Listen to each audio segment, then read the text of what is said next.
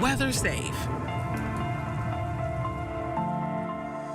What's trending in business? Who's making major money moves? And how's it shaping your future? This is Economics, your front row seat to the biggest stories in business, innovation, and finance. Powered by the Sand Dollar, the digital currency of the Central Bank of the Bahamas. It's fast, secure, Bahamian. We're breaking down the numbers, the news, and what it means to you. Tune in every Thursday at 6 p.m. for the trends, the insights, and the stories that matter. Get informed, get inspired, get in the mix with Economics.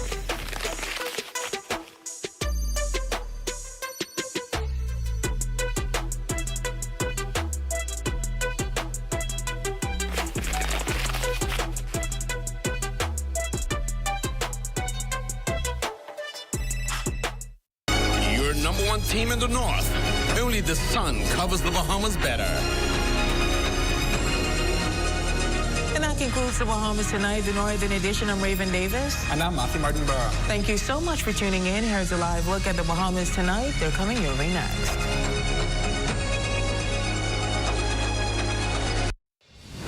On our broadcast this Friday evening, BPL reports some progress in power restoration, but cautions we are not out of the woods yet. Meantime, emergency action being taken by our neighbors to the north as the U.S. faces its own energy woes.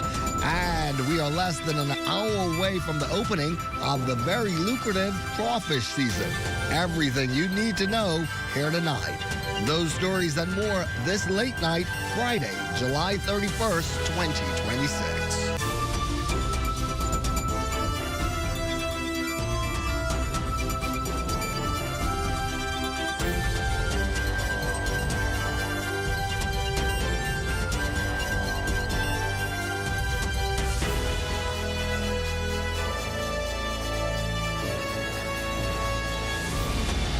The Bahamas Tonight at 11. The final word starts now. Hello and welcome to you this late night. I'm Corvell Pfeiffer. Bahamas Power and Light today sounding the alarm that this unprecedented heat wave we are under, and one that does not appear to be breaking anytime soon, is putting considerable strain on its already challenged system. Today, the company updated the public on where its efforts to restore power here on the island are, following a string of widespread crippling outages. And as we hear tonight, the road ahead is both long and uncertain. Members of the media given a rare glimpse of BPL's systems controls Friday afternoon. It's the nucleus of the company's efforts to manage what has been a difficult period. However, on Friday, company Chief Operating Officer Anthony Christie was able to provide some progress. As of now, we've successfully returned the 15 MVA transformer back to service, so all those customers impacted by that incident and that outage have been returned to the grid. Unfortunately, though, there are segments of the capital where some recent setbacks have again caused disruptions to supply. One includes a situation in the west and the Western New Providence feed that impacts a lot of customers from Albany, by the airport, Coral Harbor, etc. So we have a cable fault identified in that area. So the teams are out there trying to restore and repair that cable fault. In addition, we've had a transformer overload in the Palmdale area that impacted a few businesses as well as residential. So that is an outage that may take some time to restore, but the teams are again working on that to restore. We do have a number of other areas that have some overloading situations. And again, we're in a period of high temperatures, high demand on our systems. So we're seeing some outages occur that are not common or not frequently seen by us during the summer period. Businesses, including government agencies, are being asked to voluntarily come off the grid. Several have already complied. And Christie is also appealing to residential consumers to help as well. Everyone can play a part in this. We hear talks of higher bills, etc. So we want to make sure that everyone is aware that you can control that, and we want you to help us, help you provide the service that we're supposed to do. We're also asking larger customers, government entities to assist us in managing their demands. And now that power outage following a fire and explosion in the Rosetta Street area, leaving business owners scrambling Friday, with some battling the heat while others worried about losing thousands of dollars in merchandise. Our Leah Cooper takes a look at how the incident impacted businesses. Business owners in the Palmdale area were left scrambling Friday morning after an explosion and fire erupted, damaging machinery on Rosetta Street. The incident knocked out power to the businesses in the surrounding area. Bahamas Power and Light officials alerted the public to the outage around 10:30 Friday morning, but up to 2:30 p.m., many business owners said they were still waiting for the lights to come back on and counting the cost of the disruption. They say the situation unfolded quickly. I happened to be outside. We're having some of the vehicles cleaned, and one of my delivery technicians said to me, "I think you need to call BEC." And I said, "Why?" He said, "Well, the smoke is starting to come out of that transformer." And sure enough, when he looked over there, it started off with a light sort of, smoke, and then it just got more intense until we started to hear this like popping sound. And I immediately called the BPL emergency number. Some recall seeing and hearing the explosion and the aftermath. We heard it was about 3 times it went out, three explosions, right? And then it was this thick, dark cloud of smoke and whatnot. And with the incident happening near a gas station, one business owner says the urgency of the situation was clear. This is a gas station, so we have to be very, very cautious. And we were just monitoring. Luckily, the fire engine came very quickly. For some businesses, the outage is more than an inconvenience. It could mean thousands of dollars in losses. One operator says medications requiring refrigeration are now at risk. Once it overheats to 70 degrees, then we can't use it anymore. With some of the new stock coming, we'll cut over $10,000. For businesses trying to stay operational, keeping the lights on has also come with an added expense. One owner explained the daily cost of running a generator. We probably, in the course of a day, I would say if that ran for a 24-hour period, you're probably looking somewhere in the neighborhood of about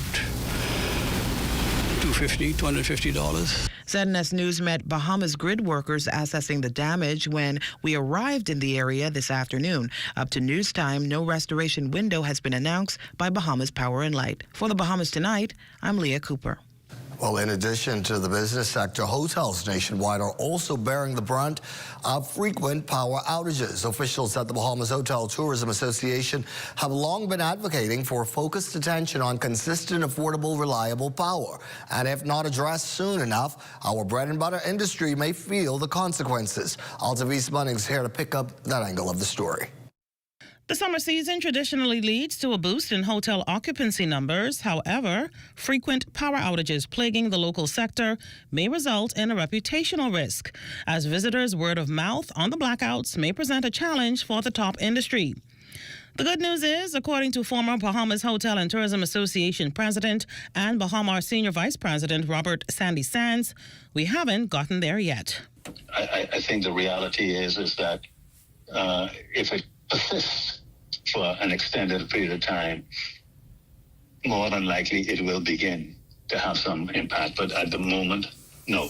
But the veteran hotelier believes the recurrent power loss to the physical hotel industry, that's the actual hotels and restaurants, have been more of an irritant than a setback. We cannot dismiss the fact that the persons who service our industry, the countless members of associates, entrepreneurs, taxi drivers, and so forth, aren't having the same luxury of standby generation.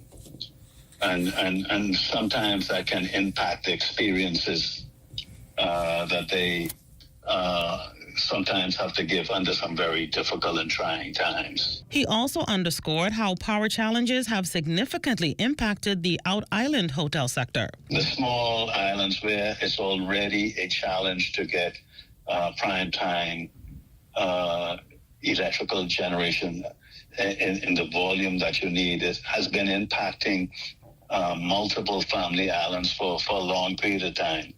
And while some of these have been addressed, they still not been addressed fully. Mr. Sand says while the government works toward long-term energy solutions, businesses and consumers are hoping for reliable and affordable electricity sooner rather than later.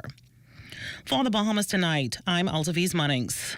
Altaviz, thank you. The challenge of maintaining a reliable electricity supply is not unique to just this country. The U.S. Department of Energy announcing emergency measures to protect its power grid during a period of extreme heat, highlighting the growing challenge countries face in keeping electricity systems reliable. Now, here's Desmond Saunders. As the government focuses on strengthening its energy reform agenda, the United States has also taken emergency action to safeguard its electrical grid during a period of extreme summer heat. The U.S. Department of Energy has issued an emergency order authorizing the operator of the Southwest Power Pool to activate additional power generation and backup electricity resources across parts of 17 states, serving nearly 20 million people in an effort to reduce the risk of widespread blackouts. U.S. Energy Secretary Chris Wright said the move is intended to ensure families and businesses continue to have access to reliable electricity as soaring temperatures place unprecedented demand on the grid. Officials estimate that more than 35 gigawatts of backup generation capacity remain available nationwide to support the system if needed. The emergency measures come after the regional grid operator warned that high temperatures, power plant outages, lower wind generation, and limited electricity imports could strain the network and increase the possibility of rotating power outages. Energy officials say the order will remain in effect through early August as the United States works to maintain grid reliability during one of the busiest periods of electricity demand. The developments underscore a challenge facing utilities around the world, including the Bahamas, ensuring modern, resilient power systems are capable of meeting growing demand while withstanding extreme weather and other unexpected disruptions. Desmond Saunders for the Bahamas Tonight. The Bahamian economy continues to show resilience despite ongoing global uncertainty.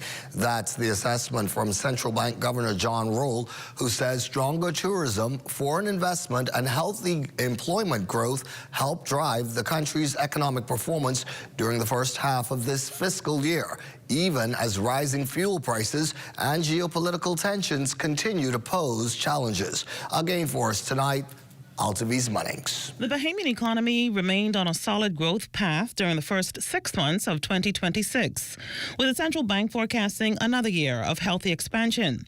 In fact, that growth is on pace to come in just moderately below the estimated 3.8% recorded in 2025.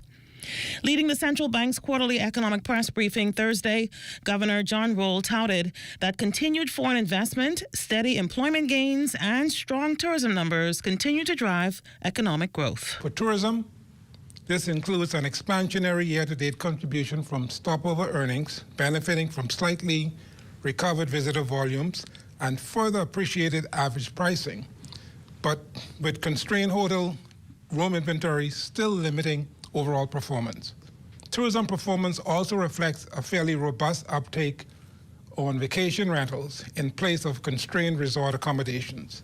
In addition, vigorous demand growth from the Canadian market for the second consecutive year has been supplemented in 2026 by a more stabilized and incrementally improved outcome for the U.S. market. In the meantime, cruise visitor inflows have remained strong. The country's external reserves are also looking good for the first half of the year. The external reserves growth through the first half of 2026 was boosted to $480 million from an otherwise healthy but more moderate $355 million recorded in the same period of 2025. Near the end of July, the external balances were estimated near $3.2 billion compared to a value of about $2.97 billion at the end of July 2025. Given current balances, external reserves are expected to end the year at stable to possibly improved levels in comparison to December 2025. Despite global uncertainty like the ongoing wars in Eastern Europe and the Middle East, the central bank expects the economy to continue growing this year, although at a slightly slower pace than in 2025. For the Bahamas Tonight, I'm Altaviz Munnings. And stay with us. When we come back this late night, we are less than 50 minutes away from the start of that always anticipated crawfish season. That story and more, you're watching the Bahamas tonight at 11. I hope you'll stay up with us.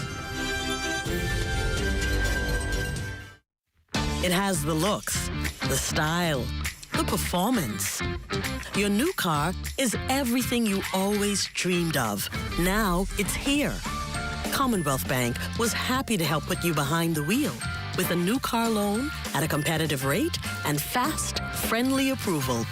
It's a service that just comes naturally to us, just like how love of tradition comes naturally to you. Commonwealth Bank, leader in personal banking services. Marco's Pizza. Marco's Pizza.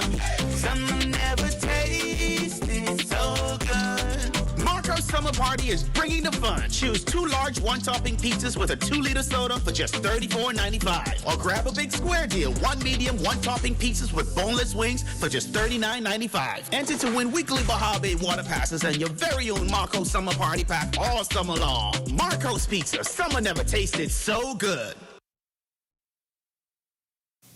And as we continue here this late night, this next one for all the motorists. In just a matter of months, new traffic laws will take effect. The Transport Minister provides more insight on what's to come in this report tonight from our Fern Carey. Changes to the road traffic laws are set to take effect early next year as the government continues efforts to improve road safety and compliance on our streets. The reforms include a revised licensing fee structure, mandatory vehicle title certificates for imports, prepaid vehicle inspections, and stricter penalties for late renewal. Minister of Transport, the Honorable Leon Lundy, provides more insight on the new fee structure. He was a guest on Spence Millicent's radio show, Immediate Response, on Friday. We had Class A, B, C, D, and E. Right. Class E is actually a new fee where we actually went down to like $125 for the electric vehicles. Okay. Now, what we did, there was usually a Class A, what was between under 5,000 pounds.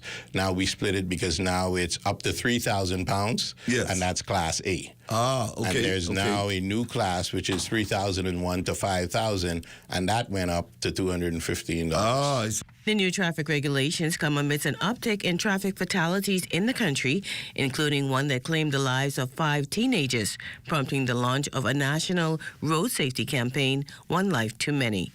Minister Lundy noted that everyone has a role to play in promoting safety on our streets. The most important persons who is the public. Yes, definitely. Making sure that their mindset changes. I mean, it's small changes where they just slow down. Right, yes. Where they buckle their seat belts, where they pay attention to the roads. Yes. And that's what we're encouraging them to do. The Transport Minister added that the traffic reforms will take place in stages and technology will play a pivotal role in enforcement. Making sure that with our new rollout of the new road traffic system, yes, sir, we're actually looking at where police officers could read your plates digitally read your disc digitally without having to stop you and come out. So definitely we want to make sure that persons know that with technology, it'll aid us in helping to make sure that the road stays safe and everybody is compliant on the road. The new traffic laws are expected to take effect on January 1st of 2027. For the Bahamas Tonight, I'm Fern Carey. Fern, the lucrative crawfish season now just minutes away from reopening, and according to the director of the Department of Marine Resources, Dr. Lester Giddens, crawfish stocks are in a good state. There is the forewarning, though, for fishermen to adhere to maritime laws and regulations. That is not starting fishing until the season officially opens on August 1st, abiding by minimum size limits. The closed season and the minimum size limits provide an avenue for the stocks to replenish themselves. The department and our partners like the police force and the Royal Bahamas Defense Force, they can't be everywhere. So we rely on fishermen to do the right thing and also report when they see others doing the wrong thing. It's really a collective effort to manage our fisheries resources. Here's to a safe and very lucrative season for our fishermen. Also making news here tonight, small airlines are still seeing robust business ahead of the Emancipation Day holiday as residents travel to Family Island events or even as part of their normal travel routine. In fact, one transportation industry professional says despite the Independence Day plane crash of a Flamingo Airlines flight that claimed 10 lives, he hasn't noticed any dip at all in public use of small airlines. While he accepts accidents may cause some initial fear, Samuel Jack Johnson, a representative for SJVIP Transportation Services, believes air travel is still safe, adding that car accidents are more frequent than plane crashes. Many of our family islands are only serviced by small crafts. So many of them don't have the luxury of Bahamas Air or Western Air services. For example, Mangrove Key, the only small aircraft goes into there. Chub Key, Great Harbor Key, Standard Key, Black Point, and the list go on. So there isn't any other air opportunity but the small aircrafts. As the Aircraft Accident Investigation Authority continues its investigation into that July 10th crash, the airline executive says the public should not allow what happened to hinder their movements, adding that accidents provide the opportunity to look at ways to provide safer transport. Meantime, several travelers opting not to appear on camera say the tragedy has not made them wary of flying on smaller aircraft, agreeing with Johnson, who says he expects to see possibly more people using those services as people anticipate getting away. You're going to have it on the waters, you're going to have it in the air, you're going to have it on the land. Because you have accident on the land, air, or sea, it means to say you're going to allow fear that cause you not to move by means of the available transport. Now, we look at things as they occur and see how best we can prepare to avoid such occurrences, but there will be accident, and we should not allow fear of accident of any form that cause us not to carry on with our normal life. And today we are bidding farewell to our latest cohort of interns this summer. Among them is sports intern Natanya Hanna. She has a look at late night sports. Natanya now joins us with a preview. We hear from Devin Charlton after winning gold. Details of that story and more coming up in sports. Big sandwich. I really like the honey mustard sauce. And then like the crispy bacon on it as well. Oh, it's pepper jack cheese. I love the spice. I love the crunch. I love the original sandwich, but just that simple addition of bacon was like over the top. The chicken is really good. I like it. I like it a lot. I rate this a 10 out of 10. I'd eat this again. Love that chicken from Popeyes.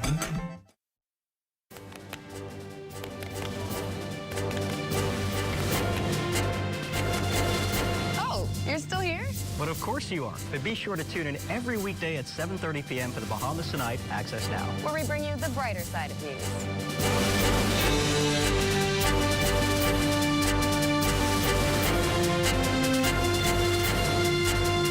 Join us for the Bahamas Tonight Access Now, weeknights at 7:30 p.m.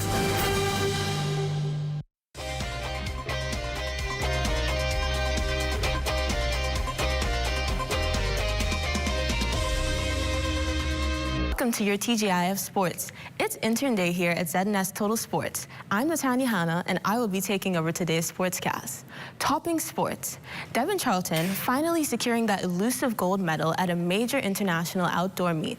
The Bahamian track and field star won gold in the women's 100-meter hurdles at the final at the 2026 Commonwealth Games in Glasgow, Scotland on Thursday afternoon.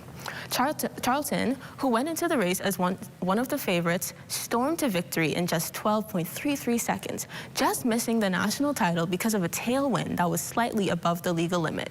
Charlton, who got out to a fast start like she usually does, was clean over all 10 hurdles for the victory. Her training partner, Megan Simmons of Jamaica, finished in second in 12.41. Devin speaking on the major accomplishment. I feel really good.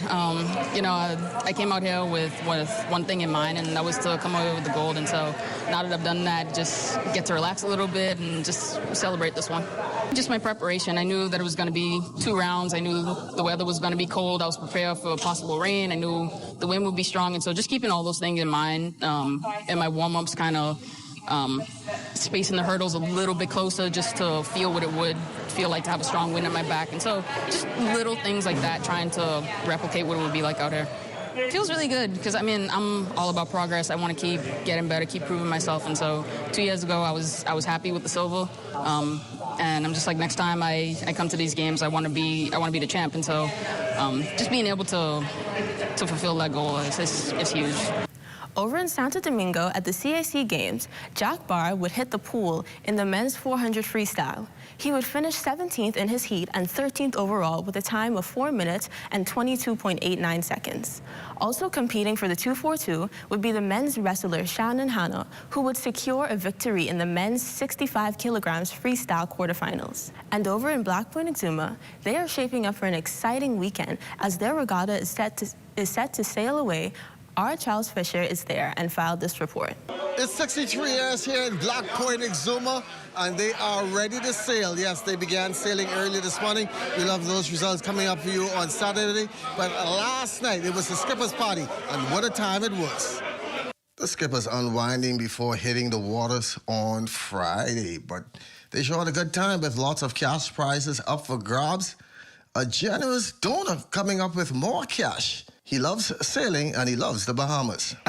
Well, what happened, I've been asked a couple of times to donate and support the race, and I actually was slipped my mind a couple of times. I was traveling a lot, been pretty busy at work, and I walked in here tonight thinking it was going to be like a big music party, and they were giving the speech. I'm like, I forgot to do what I did, so I went over and asked, and they said, we have some different options we can do, so I contributed, and I can't wait to see what happens tomorrow. Yes, we're gonna definitely be watching Staniel Key from our boat in the morning at 10:30. 10 o'clock, and then we're going to follow down and be here when the finish happens, which is should be a great day for the weather. It's a beautiful night tonight. It's beautiful. Assistant Commodore Kim, looking forward to some great days of sailing. Doing big things here in Black Point. Like you see, we have the sailing champ all the way from Long Island Sacrifice back in Black Point to the Finish Championship, and we're going to bring from Andros, Larry, man, we have the Black Point boats who are always competing amongst themselves, and I'm happy to see that we have these 2 boats joining us in Black Point this year, and I hope that we have a wonderful time as we celebrate. This is our 63rd annual regatta, and this year we're looking at 2 persons, especially in our community, and only 2 of those are left right now. That's my dad, who you might know, Effort Camp, and Mr. Morris Rule. They're from the beginning to now. And that's 63 years of powerful sailing here in Black Point. So we appreciate everyone that comes, and we hope to see each and every one here in Black Point over this weekend. In Black Point Exuma for ZNS Tool Sports, I'm Charles Fisher. Thanks, Fisher. And that's been your TGIF Sports, everyone. I'm Natanya Hanna, and have a great weekend.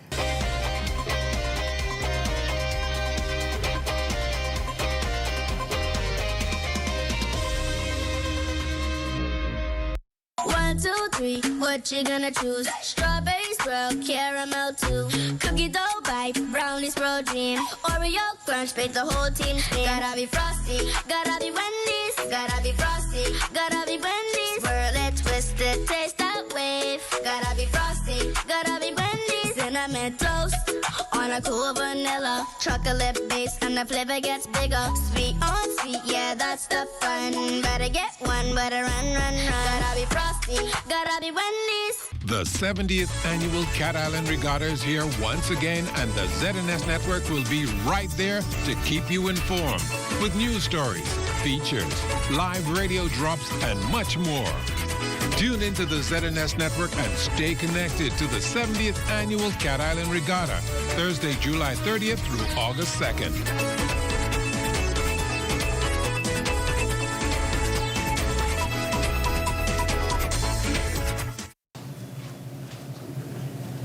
Just before weather, we say congratulations again to Devin Charlton, and good job to our sports intern, Natanya Hanna. Now, late night weather, here's Diane Dorsett. Good evening. Our satellite picture shows some clouds with embedded showers and thunderstorms near the extreme northwest Bahamas due to a lingering trough in the area with clear skies over the remainder of the islands. In the tropics, tropical storm development is not expected over the next 7 days. Now I'll take a quick check on temperatures around the Family Islands. In the northern Bahamas, it's 87 degrees in Freeport City, 84 in Abaco, as well as in Alistown, Bimini, 91 in Bullocks Harbor. In Fresh Creek, Central Andros, it's 89 degrees, 85 in Camp Space South Andros, 90 degrees in Eleuthera, Arthurstown, Cat Island, San Salvador, and Rumkey, 91 in Exuma, and for our southernmost islands, it's 90 degrees also in Ragged Island, Long Island, and Crooked Island, 92 in Betsy Bay and Auckland. In Matthew, Taninaga, it's 85 degrees, and for the Turks and Caicos Islands, 89 degrees. Tonight, we're expecting a low of 82 degrees, partly cloudy and very warm. And then as the weekend kicks off, a high of 91. Cloudy in the morning with widely scattered thunderstorms, then times of clouds and sun in the afternoon. In your extended forecast, we'll be getting a good mix of sun and clouds with the usual hot day and the occasional shower or thunderstorm. This will stay like this until next week when things turn hazy, but the chance of rain remains the same. Temperatures will continue to sit in the 90s. Feels like temperatures topping off at around 104 degrees. So as you're outside this holiday weekend, this is your reminder to stay hydrated and wear cool clothing. That's your late night look at weather. As always, rest easy, stay cozy, and thanks for staying up with us. Have a good weekend, everyone. And don't forget, let's all do our part to conserve energy. Thank you, Diane, and thank you for being with us. That's our broadcast here this late night this week. I'm Corvell Pyfrom for Netanya, as well as Diane and our entire team. You take care, enjoy your weekend, and we'll see you again very soon. Good night.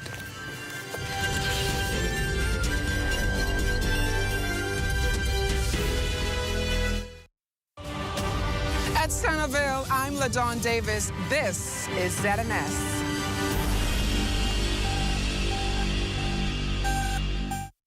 Ooh, I still can't believe 95.6, The Bomb picked the Kings Tower for their summer splash. Yeah. What exactly is this